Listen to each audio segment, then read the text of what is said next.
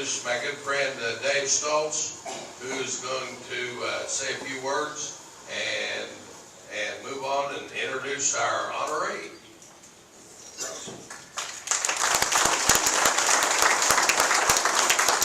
Thank you, Tom. I want to welcome everybody here to the 2014 Ashland Sports Day banquet.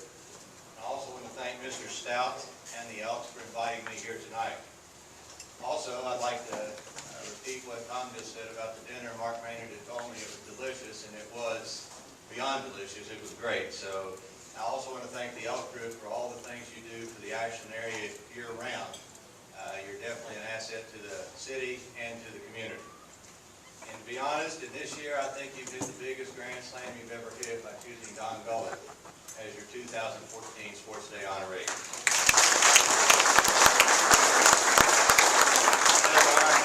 Don has his wife Kathy, one of his children Angie, grandchildren, family, and a lot of friends here that have come to see Don be honored tonight, an honor that is well deserved and past due. And Don is actually the first Greenup Countyan to ever receive this award.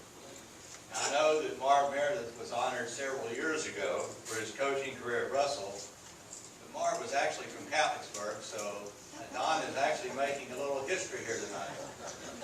And with that in mind, and seeing that Don has kind of broken this proverbial glass ceiling of Greenup County, and the fact that I'm up here speaking tonight, I have to say the thought crossed my mind, might be a little time for a little self-promotion. So, I might get nominated one day. So I have to sound funny. I put together a list of things that I had done in my life that I thought were important and gave them to George Stout. Now, Mr. Stout looked at him, and it wasn't too long until he looked at me and said, "Dave, I have a lot of respect for you. But to be honest, we just give this award to people who've actually done something important in their life." That stung a little bit. And I thanked him for his honesty, and I said, "I just have one question." He said, "Sure what? Sure, what is it, Dave?" I said, "Can you explain to me how Bobby Lynch got this award a few years ago?" I have a lot of respect for Bob and his family, and I actually called Bob and checked with him to make sure it was okay if I used his name in that regard. And really, after I got down and seriously thought about it, there's no doubt that Bob is at least the second or third best athlete to ever come out of his family.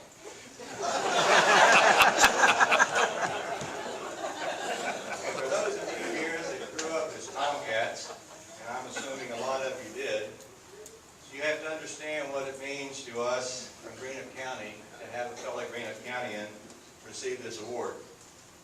You really need to know what it was like growing up in the 60s and the 70s and even before, playing sports at any school other than Ashland.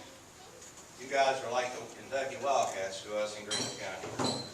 We would have a big game one day, and the next day and that evening, we'd run excitedly to the paper box to read the write-up.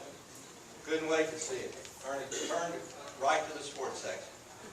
There on the front page of the sports section in great big black letters, it would say, "Tomcat baseball off today, have a great practice." You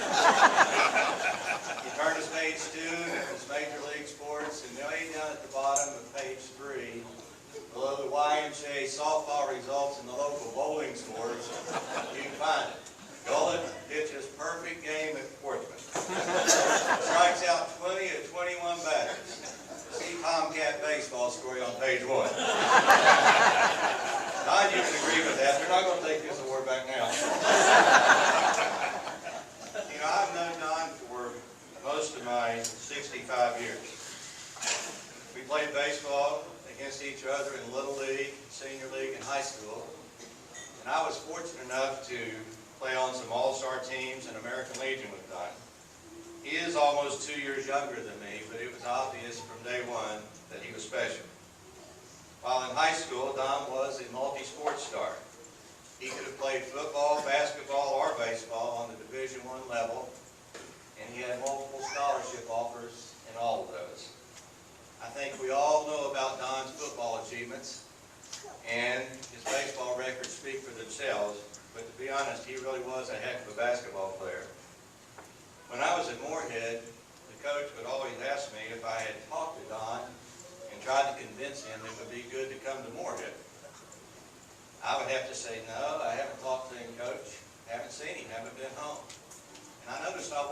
playing very much. Now, I may be from Greenup County, but I catch on pretty quick. So the next time he asked me about Don, I said, yes, sir. Talked to him. He's coming out to spend the night with me and watch the ball game. He seems excited about coming to Moorhead. Coach smiled. He said, Stoltz, you're my starting pitcher tonight. And really what I should have said, if I was honest, was Gene Bennett has been watching this guy since he was in diapers. There's no way that he's coming to Moorhead or any other school. And speaking of Mr. Bennett, it's great to see you here tonight. And I have to...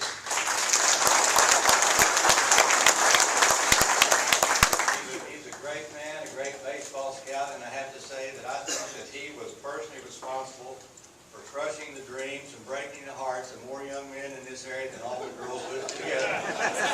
All he had to do was say, you're not as good as Don Gullett. We knew we didn't have a chance. You know, Gene was also a basketball official in his day. And I can't tell you how comforting it was to go down to Mckell High School when Don was playing and see Gene Bennett wearing the official jersey. I read in the paper the other day where Don got a technical foul called on him for hanging on the rim with both hands during the basketball game. I'd be willing to bet Gene Bennett didn't make that call. Before I get into Don's career, I'd like to just say some personal things about him. A lot of these things have been written in the paper over the last 2 weeks, but they're worth repeating. First off, Don was, is, and always has been a gentleman. He has the same friends now that he had before he was Don Gullett, Major League Baseball star. Throughout his career, regardless of what level he was playing, he never showed anyone up. Now, he was as tough a competitor as you'd ever want to find, and he hated to lose, but he always played with good sportsmanship and class. He was quiet, and a lot of times you'd find him sitting alone at the end of the bench.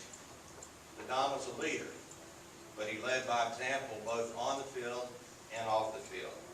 You would never see Don doing this loud talking, screaming, chest beating, finger pointing, or yelling that we see today so often. And that is why I think people respect him, not only those that know him, but those who played with him and against him. He never wanted to bring attention to himself. And nowhere is Don more respected than in his home county of Greenup County. There is a monument in front of the Greenup County Courthouse that says, "This is Don Gullett country." Think about it. Don was 20 years old when they put up that monument. And we've seen sometimes that it can be dangerous to name things after people like that while they're still living. But Don never did anything to embarrass himself or his county. And when Don signed the contract with the Yankees after a great stint with the Cincinnati Reds, most people understood that he was doing what he had to do. At that time, the Reds didn't offer guaranteed multi-year contracts. The Yankees did. And as it turned out, that was one of the smartest moves that Don ever made. You know, as an athlete, you know how you stack up with other players. Your parents may not agree with that, but you know how you stack up day to day in practice with other players. And from the beginning, as a 10-year-old, Don was better than just about everybody he played with. He could throw harder, run faster, and hit better than the rest of us. And I know a lot of you will agree with me when I say that Don Gullett could have, and in my opinion should have, been made an everyday player after he hurt his arm. In fact, I'd be willing to bet Pete Rose himself Don could hit 300 in the major leagues.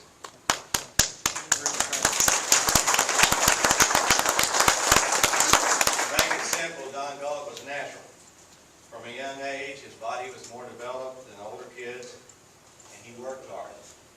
But God just does not make too many athletes like Don Gullett.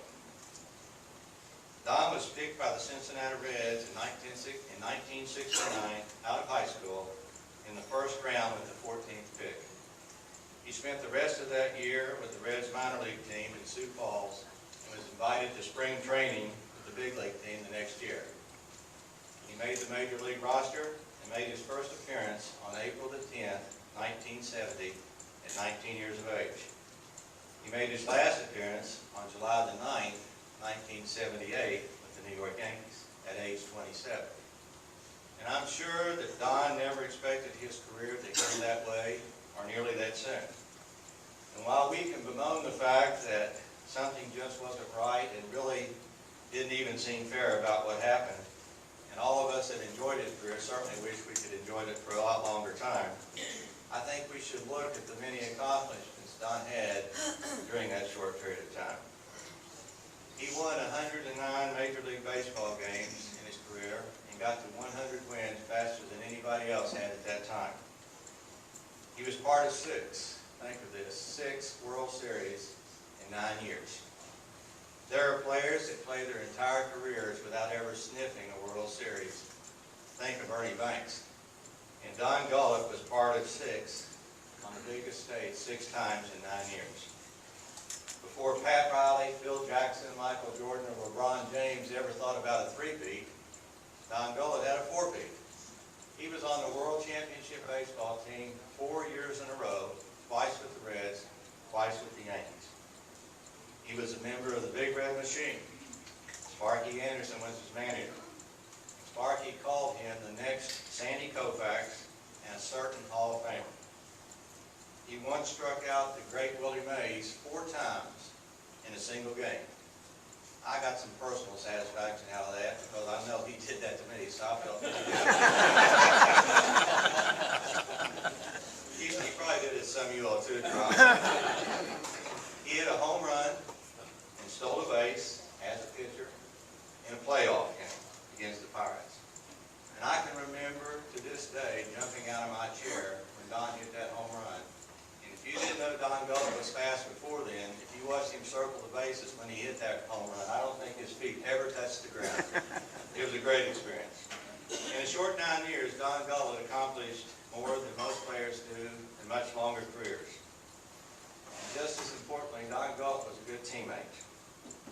In 1971, Don was 9-2 heading into the All-Star break. And since the Reds had won the pennant the year before, Sparky Anderson was the manager of the All-Star team, and Don was a certain All-Star pick. Except for one thing. Clay Carroll, a relief pitcher for the Reds, was having a career year that year, and he was in the twilight of his playing days. Sparky went to Don and said, "Don, by all rights, you should be my All-Star pick. But Carroll's having a great year, and he may not have many more chances." He said, "You're young, you're going to have a lot more opportunities." And I think without hesitation, Don said, "Pick Clay." Sparky did, and unfortunately, Don didn't really have too many more chances after that. But I think that's what makes Don Gullett special. It is never just about him.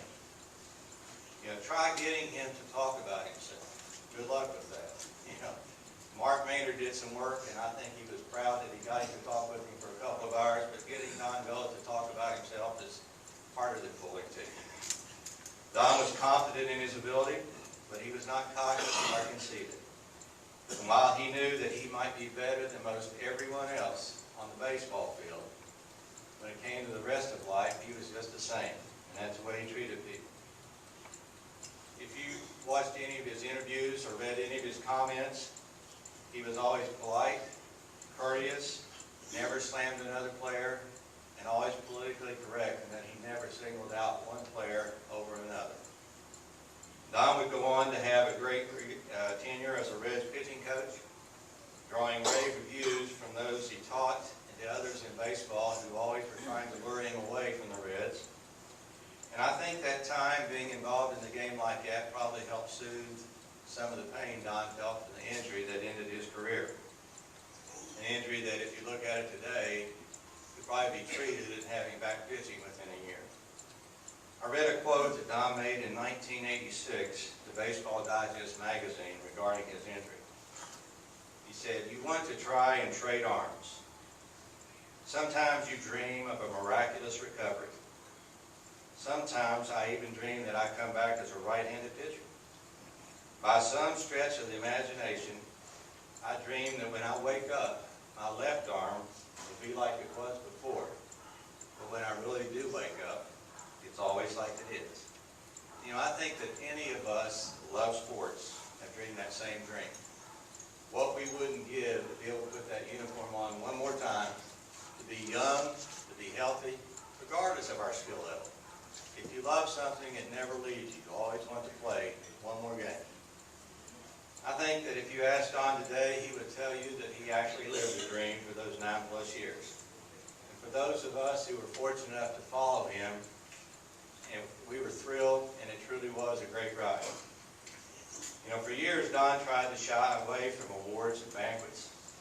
He never sought out the spotlight, didn't even like it.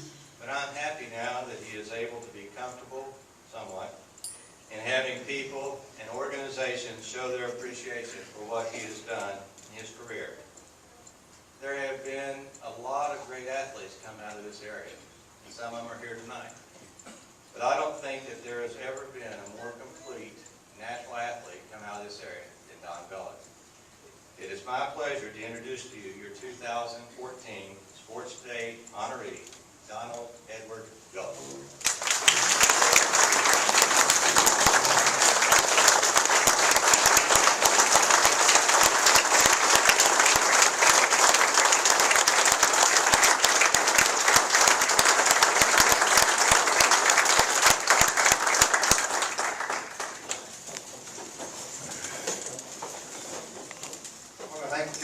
Dave for the introduction he just gave.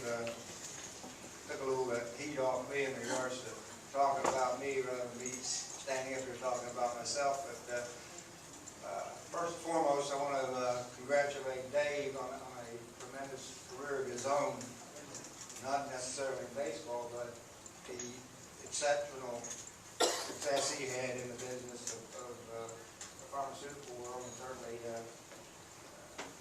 I congratulate you in regards to being that successful, and regardless of what profession you're in, it always is a good thing to have a goal in mind and be able to achieve that goal and be thankful that you do. That being said, I want to thank the Elks Club for this great weekend. Honor in itself. You know, over the career that I've had, I've received several honors, but seems like the honors that I've received locally from personal friends, family, local area honors mean more to me than a larger honors where I've received in sporting news.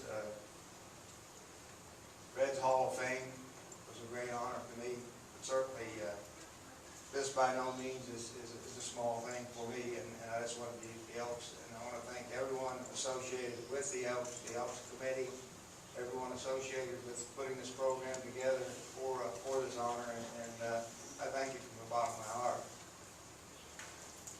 There are a lot of familiar faces, friends that I know out there personally, a lot of teammates that I played with in my amateur years as a player in different sports. I savor those years and those experiences that we had together. There's also a lot of guys out here that I played against, Bob and Billy back there. Tremendous athletes in their own rights, and certainly we were talking last night, the idea of playing the games and the competition that we had against one another.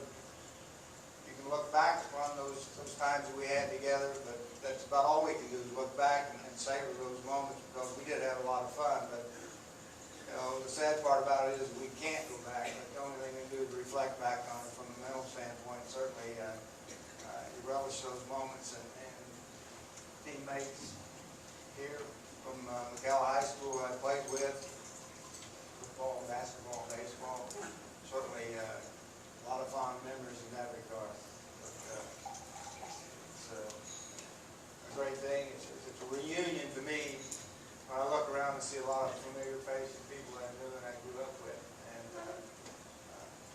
Tommy and Dave's brother back there, I can remember the confrontations that we had playing baseball, and Dave would be pitching, Tom would be catching, I would be pitching, my brother Bill would be catching, and those moments are really precious. We talked earlier, Dave and I, about our parents who were in the stands. They were just as much into the game as we were. and certainly you reflect back on that, and it's something that I'll always remember. One particular individual in the audience tonight, second father, if you will,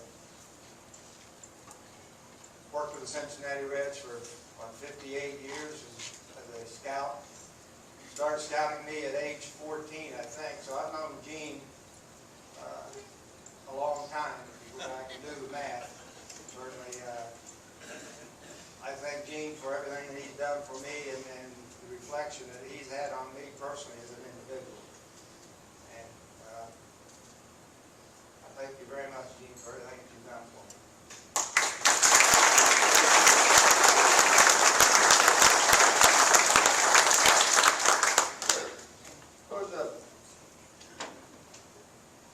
Talking about professional baseball and the idea of making as a major leaguer, I think, is every kid's dream that puts on a uniform when he first starts throwing a baseball around. And the parents being persuasive, always pushing the individuals to be the best they can be, practice hard, sacrifice to a great extent, and try to be a professional baseball player. It takes a lot of skill, number one, and it takes a lot of dedication. Certainly, every kid that plays the game has the aspiration of becoming a professional baseball player. But it goes a little bit beyond that. Once you put your name on that contract, that doesn't mean that you're going to make it to the major leagues. That's just step number one. And to be recognized by a scout, be drafted and signed is one thing, but there are many steps to be able to climb to get to the major leagues. And it takes a lot of hard work, a lot of dedication. As a coach with the Cincinnati Reds, when I was down there, I was to talk to kids in our minor leagues before getting to the major league level as a major league coach. Some of the questions I would ask some of the guys in AA and AAA, I mean, what's the easiest part is becoming a professional baseball player, putting your name on the contract. That's the easiest part of the process of making it to the major leagues. The fact that you've got to move up, as Bill was talking, he used to be he would be a rah-rah type guy, like the high school scene and so forth, and root your teammates on, and he said he had a teammate tell him, he said, oh, it's not all about the team, it's about you. You need to move from this level to the next level and on up until you reach the top of the ladder. It's important to remember that, as I said, it's the easy part, just get the professional contract, but to move up becomes increasingly more difficult with each level that you go. And what I told these kids back in the minor leagues, AA and AAA level, once you get to the big leagues, if you're good enough to get to the big league, that's an easy step as well, but the hardest part is staying there. There's a lot of guys gets a cup of coffee, if you will, or gets a chance to play at the major league level and never get to spend the time there because they just can't cut it. And it's an never-ending exchange where you've got to be able to make adjustments. Once you get to the major leagues, they've got scouts out there on every corner watching you. Hitters make adjustments to pitchers and vice versa. And if you can't make the adjustments back and forth from time to time, you're not going to be able to stay. You have patterns and things like that, so it's important to remember that you've got to make that adjustment from time to time in order to have a career that has any type of longevity. So it's quite an experience. I was fortunate enough to be able to play at the major league level and acquire the ability to be able to make the adjustments and stay at the major league level and be successful. And reflecting back on the teams that I played for, the Cincinnati Reds from 1970 through 1976, arguably played with some of the greatest baseball players of all time. And you can reflect back on the Big Red Machine days, and certainly talk about Pete Rose, Johnny Bench, Joe Morgan, Tony Perez, individuals like that, Hall of Famers, with the exception of Pete. Of course, he's not there because of his issue with the gambling aspect, but certainly, in my mind, Pete belongs in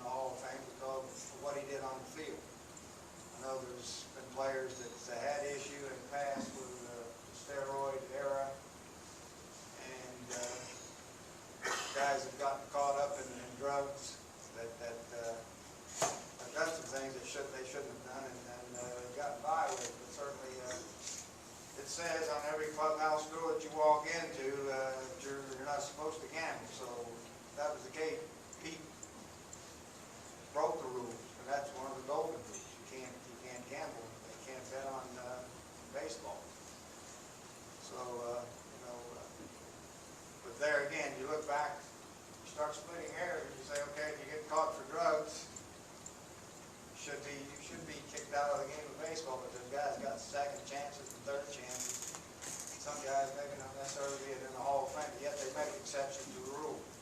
So in that regard, I would look on the side of Pete in regards to, that's the only vice that he had, was obviously betting on baseball, supposedly. Never been proven. There's accusations in that regard. But there's no one, in my opinion, and I can honestly sit up here and say this, that there's no one's going to break Pete Rose's record for the amount of hits that he got. Because there's nobody going to have the longevity that he has, have the work ethic that he has, and want to sacrifice the way that he sacrificed to get that many hits. So, something that he may never get to the Hall of Fame, but I think what would be a tragedy if Pete Rose passed away and a year later they inducted him into the Hall of Fame? To me, that would be a tragedy in itself, the fact that that shouldn't happen. So, I think they should reconsider in that regard, but whether they will or not, that's another story.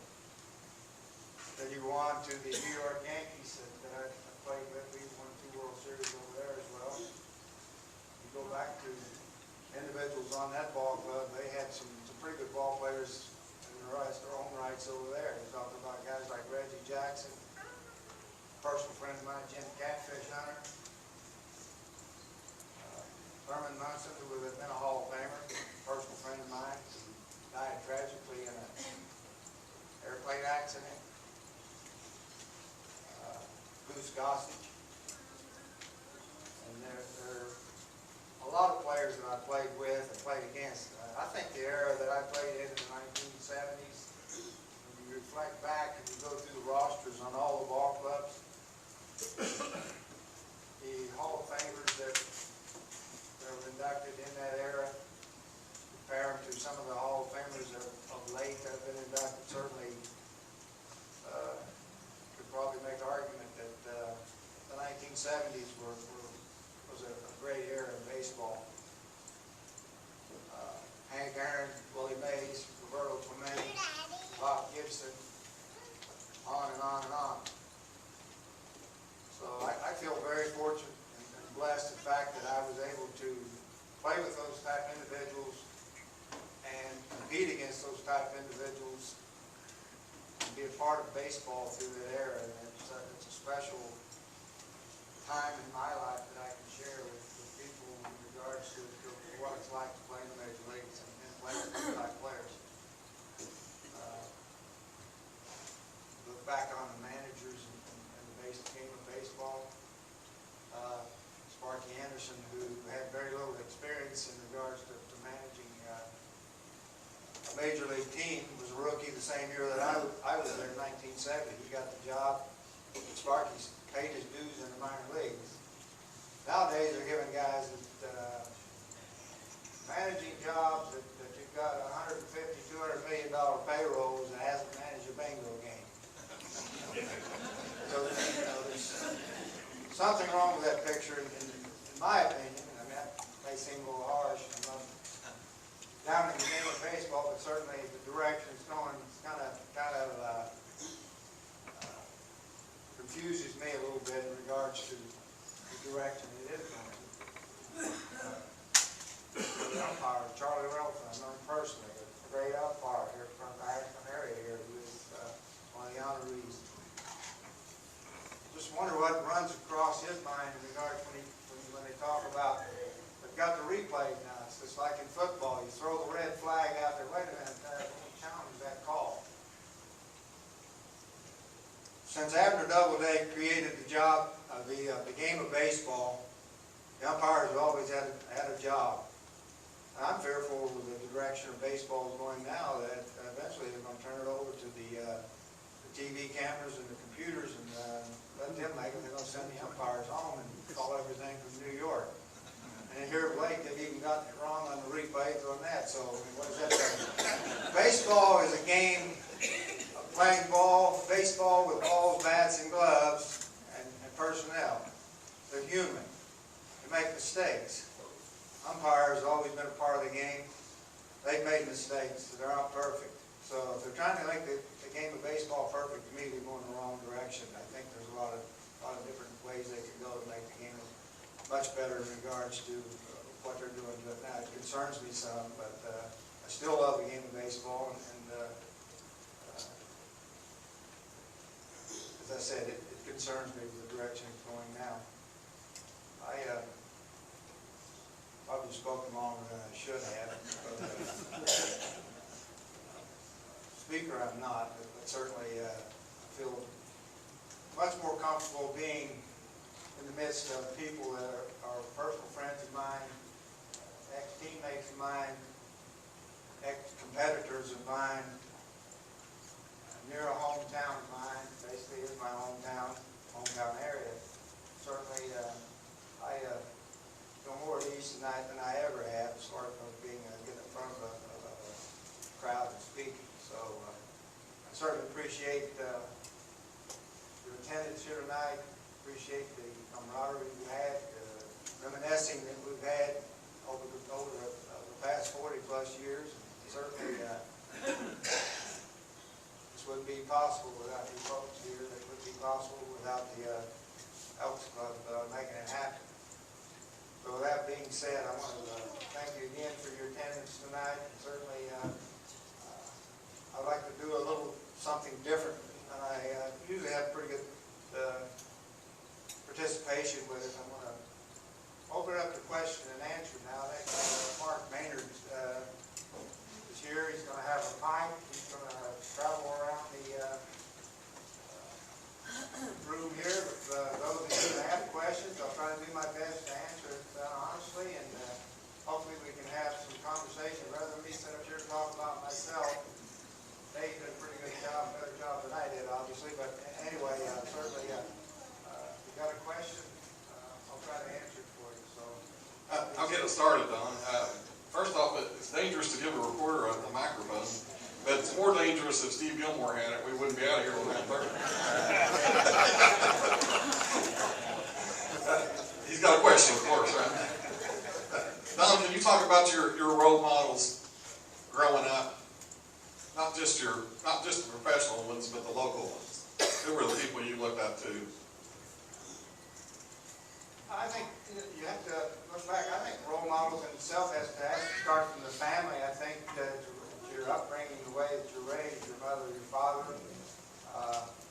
obviously people that are in public office, respect your officials, try to abide by the law, and be raised right. I think that's your upbringing. Probably the people who has that impact on your life would probably be utmost important, I think, in the upbringing of an individual. Don, who's the toughest out you ever faced? Toughest out, not because he's the best home run hitter ever, irregardless of what a couple, three other guys did. Hank Aaron. I mean, Billy could probably identify with this, and Bobby, and other guys that pitched, been on the mound before. Hank Aaron was a great hitter. He not only hit for average, he hit for power, and he hit all parts of the field with power. Certainly, it got to the point that he basically wore me out. It got to the point to where you're out there trying to make up pitches. You know what I'm talking about, Billy? You're out there trying to make up pitches you don't have, and I would have tried to throw my glove up right there. The umpire wouldn't allow that. But Hank Aaron was the toughest guy I ever faced, and I've thrown balls before, and I threw the ball with some velocity. And there's been times when I could have sworn I had the ball by him, and he almost seemingly would take the ball out of Johnny Bench's catcher's mitt and hit the ball out to right center with a lot of authority, or even hit the ball out of the ballpark in the opposite field. So he was a tremendous hitter, without question. Don, we talked a little bit yesterday about minor league, and you were not in the minor leagues very long, but you were in it long enough that share with the people why you don't want to stay in the minor league, pertaining to stuff like meal money, accommodations, stuff like that. Well, it's not what it's cracked up to be, and you can identify with that. Certainly, you were there and experienced it, the fact that you get very little amount of meal money, or per diem, as they call it, where you eat your 3 meals a day. It was barely enough to get through the day with it. The travel was getting on a bus. Sometimes they rode okay, sometimes they didn't. Sometimes the air conditioning worked, sometimes it didn't. But certainly, leave all hours of the day and night, you're on the bus. A lot of times you got very little sleep the night before, especially you go to a hotel, you're supposed to have reservations, you didn't. I spent the night on the bus before, no room. Traveling secretary messed up the reservations, or the hotel messed up, and there were no rooms available, so we spent nights on the bus before. But that's probably the biggest reason that you want to move on. The higher you go, the better the travel gets, and the more meal money you get, and a little better accommodations. Who do you think was your most influential coach coming up? I mean, always grade school all the way up to professional. Gosh, there were a lot, really. Think about it. Probably the guy that got me my first baseball glove. His name was Boyd Willis from Greenock. He was the principal of Mckell Elementary when he was there. I was in the 2nd grade, and we played softball. We didn't have a baseball team. We played softball, and the elder classmen would have softball teams and be playing out there. And I was in the 2nd grade, and I was out there trying to compete with them, which I was, but I didn't have a glove. So one day, Mr. Willis came to me and he threw a glove down and said, "Here's your glove. You're going to need this." And he was probably the first big influence in my life in regards to getting me started playing the game of baseball. He got me my first glove. I remember for a left-hander, and it was black in color. And I don't remember the particular name or model number, but certainly I can still see the glove today. And he was a tremendous individual as well as a great educator. Then I go on to people in the high school, Tom Sims, who was a big influence in my life in regards to football coach. I think that helped me out in my career as a baseball player, as far as the mentality aspect of playing the game with the hard nose or the toughness that you need to be able to get in there and mix it up with the big boys. And certainly go on to your minor league coach, Jim Snyder, who was a tremendous baseball player. He was in the Reds organization. Moved on, worked for the Chicago White Sox after that for many years. Larry Shepard, my major league pitching coach. And then you look upon managers who have great influences. Sparky Anderson. Then I went to the Yankees, and another guy that had a lot of influence was Billy Martin, who we all remember Billy. Fire plug him and George fall all the time. He got fired every other week. Billy was an individual that could motivate. He probably was a better motivator than Sparky was in regards to getting the most out of the individual in the motivational aspect. So there were several people in my life that had a lot to do with my success. Given all your accomplishments as a major leaguer, World Series appearances and things, if there were 1 or 2 events that you say stand out far and above all, what would those 1 or 2 events be as a major league baseball player?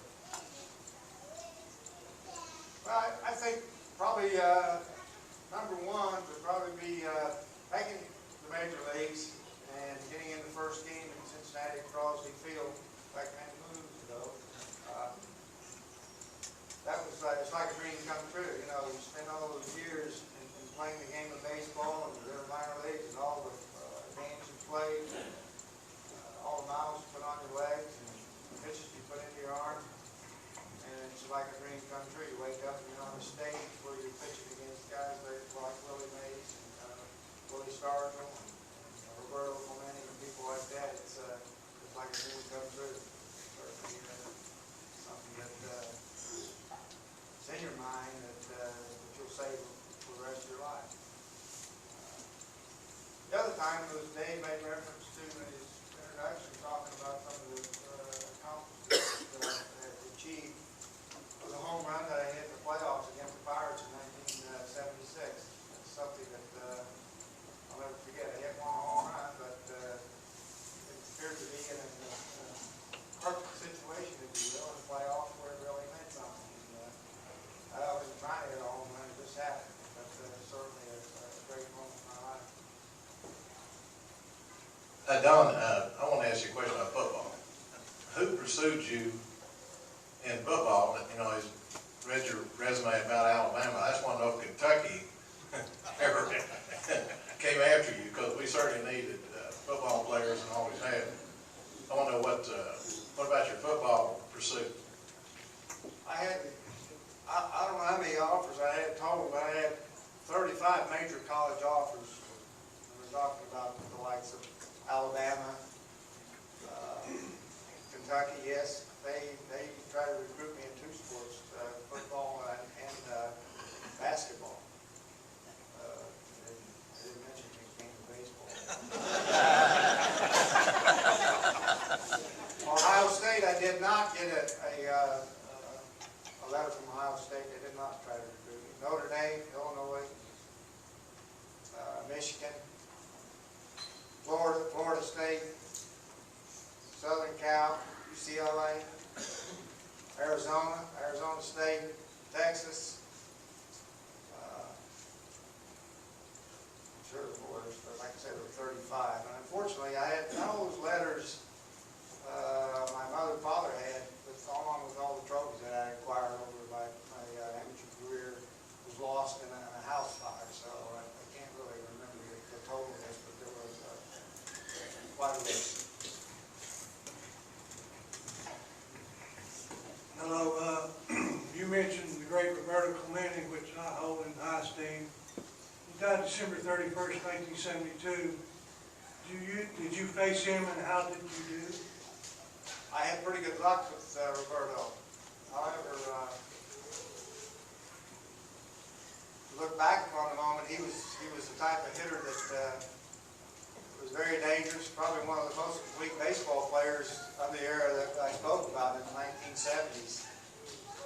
And I think you can go back and check this out. You can probably look it up. I was the last pitcher that Roberto Clemente faced in his career. He made, I think, in the postseason in 1970, that particular year, Riverfront Stadium. Hit a fly ball right field, right center, I believe. I understand he got his 3,000th hit on his last outing. I don't know about that, but I knew that their season was over that year, and he was doing the relief effort over there in regards to delivering the supplies. It was on that plane, so I was the last pitcher that he faced before his death. Here's another stat I want to throw out. Maybe somebody.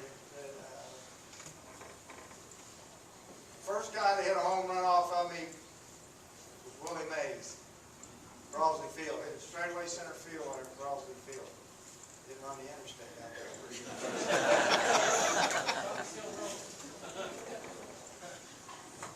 The first guy I struck out in the major league, Willie Mays.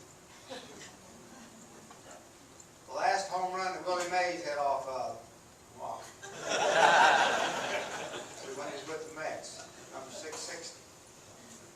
So that's kind of a funny tidbit there. All right, one more question. Anybody?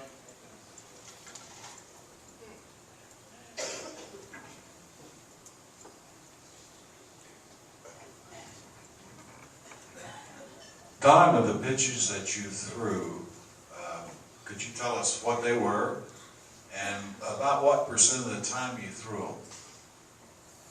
I threw a fastball, slider, occasional curveball, and I threw a forkball that they used for a changeup.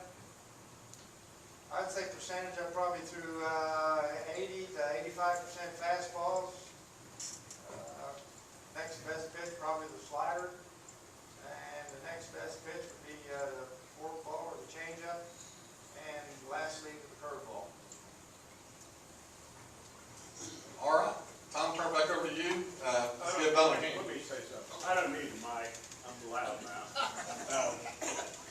lucky man to have lived in northern Kentucky and Cincinnati. I coached basketball, baseball in Cincinnati, and got to see Don's first ball game he ever entered at Carlson Field.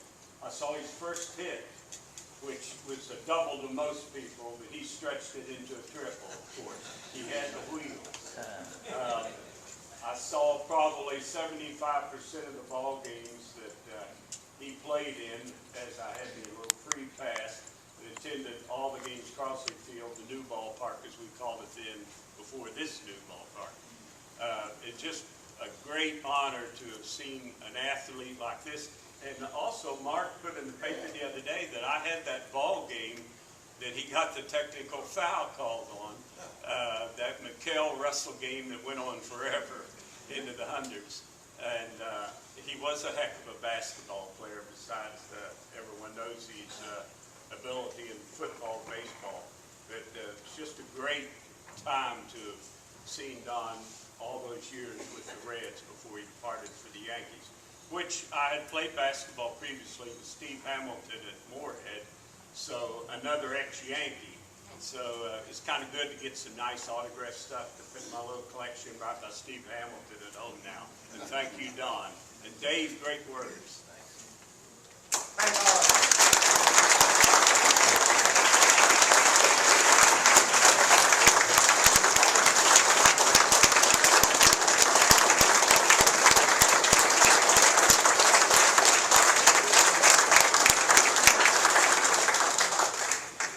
Thank you, Don, for your words, and thank you, Dave, for your introduction.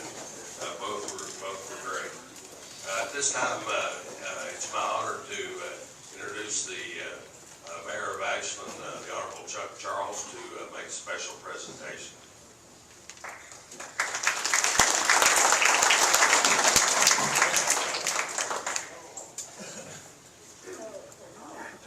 Thank you very much, Tom. I truly enjoyed Mark Maynard's articles leading up to tonight. All the fierce competition locally, what Don accomplished as a professional, gives us a lot of pride to call him hometown boy.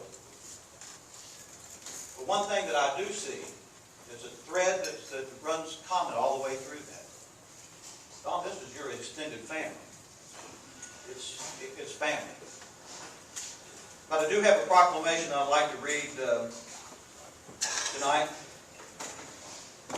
Whereas Don Gullett attended school at Mckell High School in South Shore, Kentucky, where he was an outstanding three-sports athlete. He excelled in football, basketball, and baseball, having once scored 72 points in a single football game and pitched a perfect baseball game, striking out 20 of 21 batters. And whereas he was selected in the first round of the 1969 amateur draft and made his major league debut for the Cincinnati Reds on April 10, 1970. And whereas he played for the Reds from 1970 to 1976, and for the Yankees from 77 to 1978. He won 109 games and posted a 3.11 ERA and was a member of 6 World Series teams and 4 consecutive world champions, 75-76 Reds, 77-78 Yankees. And whereas the city recognizes Don Gullett for both his outstanding amateur and professional athlete careers and being the 2014 Elks Sports Day honoree. Now therefore, I, Chuck D. Charles, Mayor of the City of Ashland, Kentucky, do hereby proclaim Saturday, June 21st, 2014 as Don Gullett Day in the City of Ashland.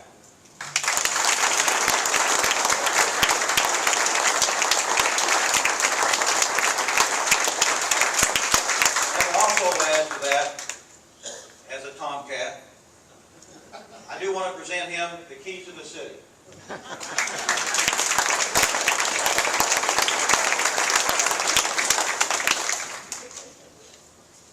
Thank you, Mayor. In our program, you'll note that presentations to be made by Senator Robin Webb. Robin had a commitment she couldn't get out of in a wedding she had to attend on her own. But so last night she presented a proclamation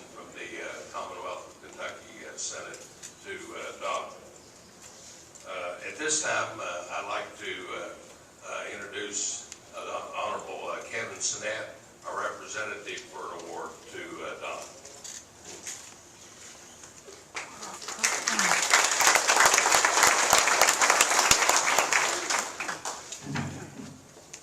You do not know me. But let me tell you, I know you.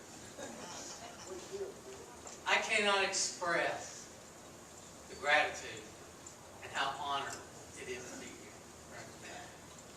I grew up with the Cincinnati Reds. My father, who started Charleston, he knew your family. And he would take me up to the Cincinnati Reds ball games. It wasn't easy to get there. We didn't have Subway at home. You either went down 52 or you had to go 64, 75. So let me tell you, we made sure that we went there. And he always said to me, this guy, Don Gullett, he's one of us. He's from Eastern Kentucky. Now I've got a proclamation, a citation, it's got all your stats in there, and I'm not going to repeat it because everybody else has.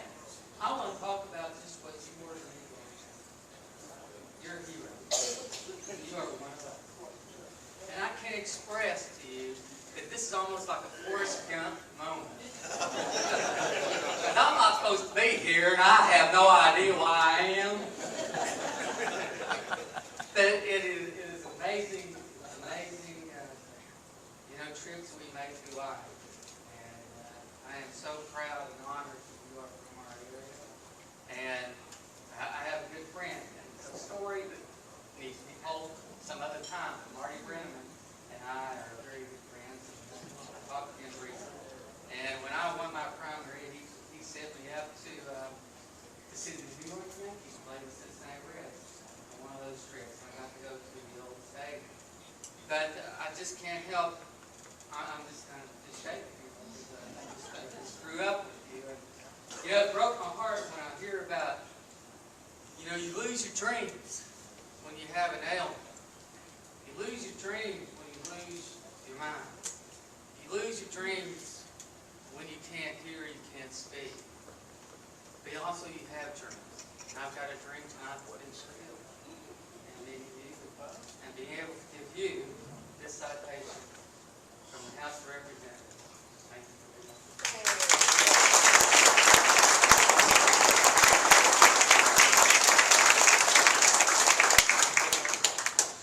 Thank you, Kevin. At this time, I'd like to ask Dick Marsh, last year's honoree, to come up and make a special presentation.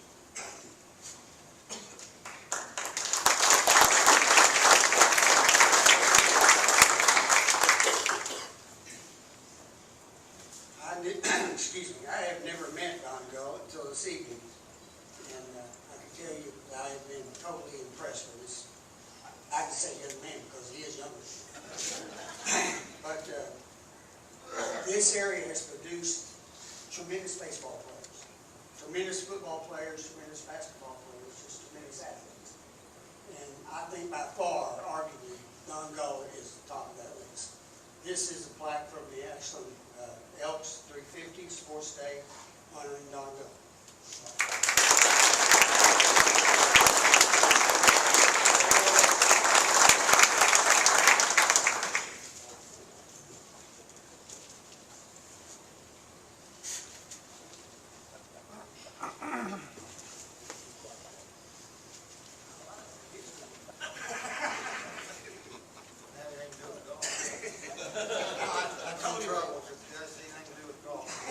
I told him earlier, I said, you're going to have to accept the blue one because we don't give green. You got to play golf to get that. And some of them it's not green.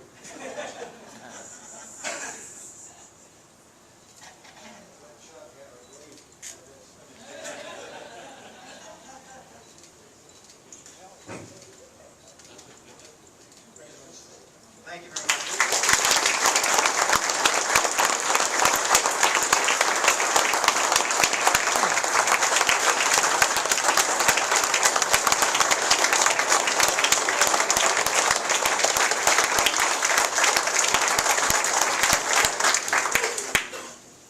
Thank you, Vic. At this time, I'd like to recognize our past honorees that are here. I believe I have them all. Fred Simpson, 2004. Thank you, Fred. Bobby Lynch, 2009. Steve Gilmore, 2012. And Big Marsh last year, 2013. I'd also like to say on behalf of the sports committee that we're honored to have Gene Bennett here, and we appreciate his time and efforts for showing up. Thanks so much. Let's give him a hand.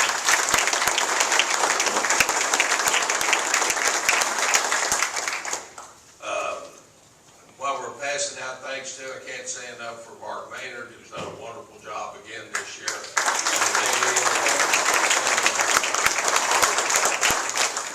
I want to thank Delilah Fitzgerald and Teresa Matty, who did all the decorations. Those ladies do a wonderful job for us every year. At this time, it's become a tradition the last few years that we announce next year's honoree, and if we could ask George Stout to come up here, then he'll make that announcement. Thank you, Tom. I've got my own mic here. I like it this way. I came up a little bit ago and I told Tom, I think you're going to have to fill in for me because I'm getting hoarse, so you might still have to finish for me. But I had lunch with Don and his wife Kathy yesterday, and she was hoarse, and I blamed her tonight when she came in. I said, you caused me to be hoarse.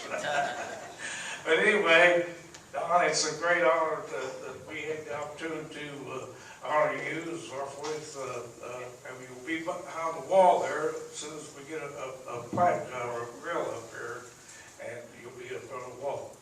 I would like to this time recognize our Sports Day Committee.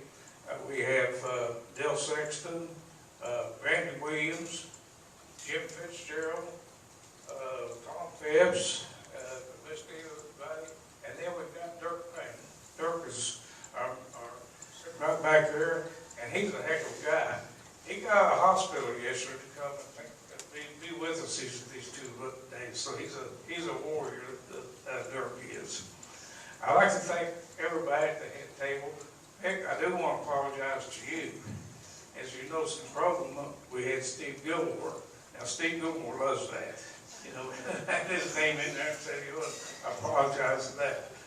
And on this side, I'd like to thank everybody who participated. Mayor, I want to say something about the walking trail that you're all working on. That's going to be a great thing.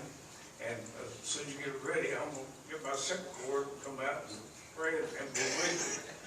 About 75 and 76 and 77 years ago, I used to, us, a bunch of kids lived on 21st and Winchester, and we picked Cowboys and Indians up there. And there was one, they had a grapevine up there. It was really great. We eat grapes up there. So it was really, really nice. I'd like to thank everybody who, if I don't forget, thank for turning out this evening, and I hope that you would come back next year and our honoree. We have a very outstanding man who will be our 2015 honoree. He was a Ashland Tomcat. He was a quarterback for 2 or 3 years in 1950, 52, 53, 54. He played baseball, and I think he also played a little bit of basketball. He's a very community-minded man. He is very active in his community, and he's always has been. But I've got to give his wife credit, Ruth, for she was the one that got the senior citizens started down in Russell. And she called me up, or I talked to her one time and said, George, we're going to have come down and have lunch with us sometime. And I said, Ruth, when I become a senior citizen, I will be down. I think that was last year. So, I don't know. But our honoree this year is the Mayor of Russell, Mayor William Bill Hopkins. Bill, will you stand up so everybody can see you?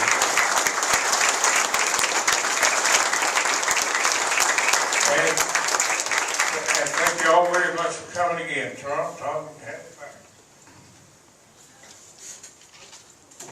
Thank you, George. On behalf of the Sports Day Committee, I want to tell you all too, you can't believe what George does for us. We do very little. George directs us. He leads us down there.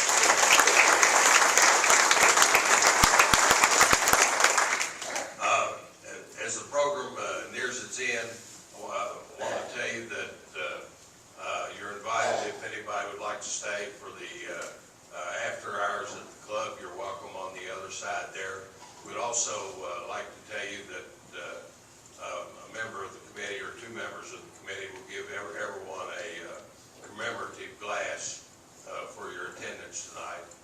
And lastly, I would ask as you leave to look at the past honorees on the wall back there. We have some